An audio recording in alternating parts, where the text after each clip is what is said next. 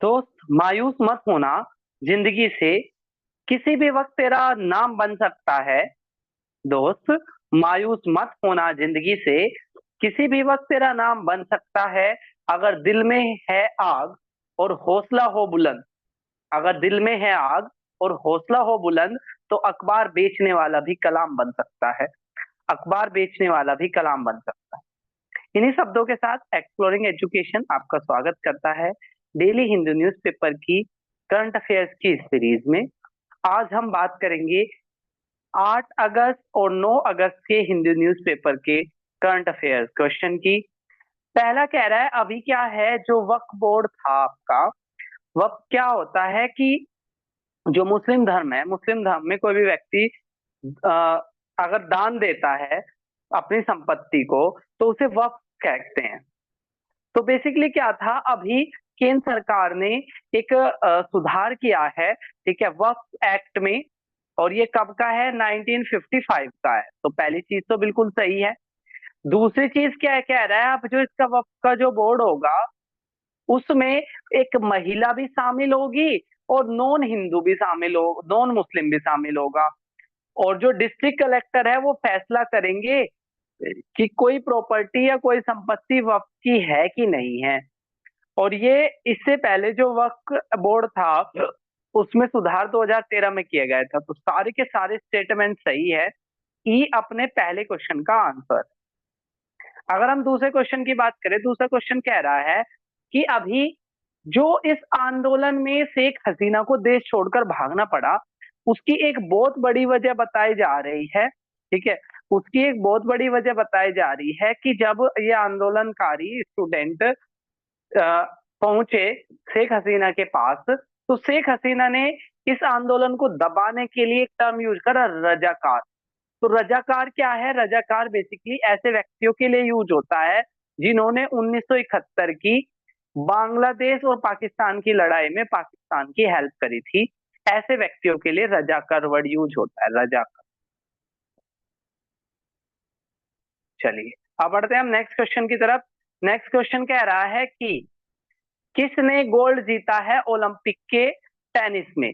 तो बेसिकली क्या था, ओलंपिक के अंदर टेनिस का फाइनल हुआ और जिसमें नवाक जोकोविच ने अल्कराज को हराकर क्या कर लिया है, ठीक है, गोल्ड जीत लिया है। अल्कराज को हराकर जोकोविच ने गोल्ड जीत लिया है। अगला कह रहा है, नेशनल साइंस अवार्ड के बारे में कौन सा स्टेटमेंट करेक्ट है। तो राष्ट्रीय विज्ञान पुरस्कार दिए गए 33 लोगों को। 13 पुरस्कार दिए गए विज्ञान, 13 लोगों को दिया गया विज्ञान श्री। 18 लोगों को दिया गया विज्ञान युवा पुरस्कार। और जी पद्मानंद, जो इंडियन साइंस के हेड है, इंडियन साइंस बोर्ड के, उन्हें विज्ञान रत्न अवार्ड दिया गया। और विज्ञान टीम का अवार्ड चंद्रयान 3 की टीम को दिया गया। तो सारे के सारे स्टेटमेंट अपने सही है, ठीक है। सारे के सारे स्टेटमेंट क्या है, सही है। BIMSTEC, bay of Bengal initiative for multi sectoral economical cooperation, ये इसकी फुल फॉर्म होती है। जो बे ऑफ बंगाल से जुड़े हुए जो देश है, ठीक है, उसके उनका एक संगठन जिसे बिम्स्टेक कहते हैं। तो बिम्स्टेक की जो बिजनेस की जो अब की बार जो समिट हुई है वो न्यू दिल्ली में हुई है। सी क्या हो जाएगा, इसका करेक्ट आंसर हो जाएगा। नेक्स्ट बढ़ते हैं हम अगले क्वेश्चन की तरफ। अगला क्वेश्चन कह रहा है कि जीएसटी रेट क्या है इंश्योरेंस की, जिसको लेकर काफी हंगामा हो रहा है।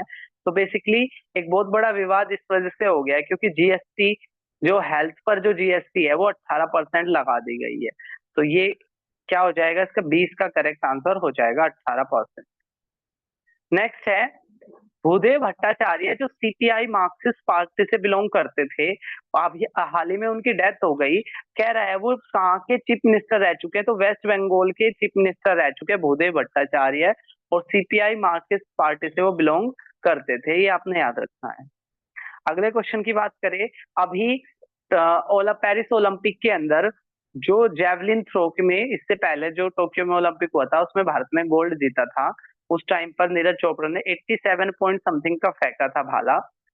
अब की बार नीरज चोपड़ा ने 89 समथिंग का फेंका, लेकिन जो पाकिस्तान के, ठीक है, पाकिस्तान के असद जो नदीम नदीम थे, उन्होंने 92.97 मीटर का भाला फेंक कर क्या कर लिया है, गोल्ड जीत लिया। ठीक है, तो ये चीज आपने याद रखनी है। सेकंड नंबर पर है नीरज चोपड़ा। नेक्स्ट है, what is the Indian GDP forecast of the reserve bank of India. तो रिजर्व बैंक ऑफ इंडिया जो भारत का सबसे बड़ा बैंक है, उसने बोला है इस साल की भारत की जीडीपी की जो फोरकास्ट 7.2 करी है कि 7.2 की दर से भारत की जीडीपी बढ़ सकती है।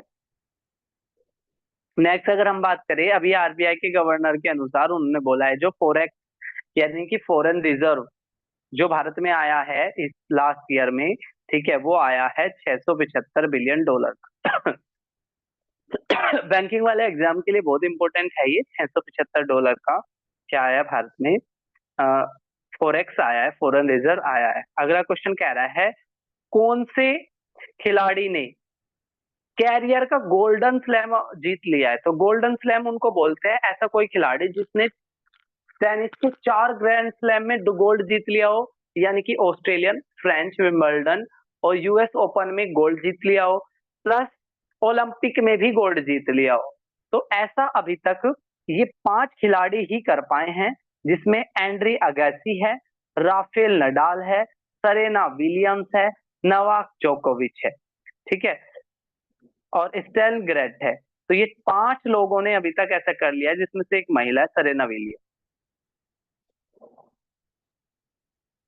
नेक्स्ट क्वेश्चन की बात करें, लास्ट ईयर यूपीआई के थ्रू कितना परसेंट पेमेंट हुआ है, सॉरी टैक्स पेमेंट, अगर आप टैक्स का पेमेंट करते हो यूपीआई से पहले जो लिमिट थी वो थी सिर्फ 1 लाख तक की, यानी कि अगर आप अपना इनकम टैक्स का पेमेंट करते हो तो 1 लाख तक का ही कर पाओगे।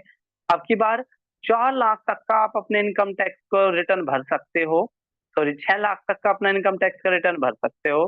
किस किसके थ्रू, 6 नहीं 5 है, ये 5 लाख तक का आप अपना इनकम टैक्स रिटर्न भर सकते हो, किसके थ्रू, यूपीआई के थ्रू। नेक्स्ट क्वेश्चन की अगर हम बात करें, नेक्स्ट क्वेश्चन कह रहा है शूटिंग का वर्ल्ड कप, ठीक है, अक्टूबर में कहाँ होगा। तो शूटिंग का वर्ल्ड कप इंडिया के अंदर आयोजित होने वाला है अक्टूबर के अंदर। सी क्या हो जाएगा, इसका करेक्ट आंसर हो जाएगा। तो ये आपका अपना चैनल एक्सप्लोरिंग एजुकेशन, अभी तक आपने सब्सक्राइब नहीं किया है तो चैनल को सब्सक्राइब कर लेना है। तो मिलेंगे हम एक नई वीडियो में, तब तक के लिए टेक केयर, जय हिंद जय भारत।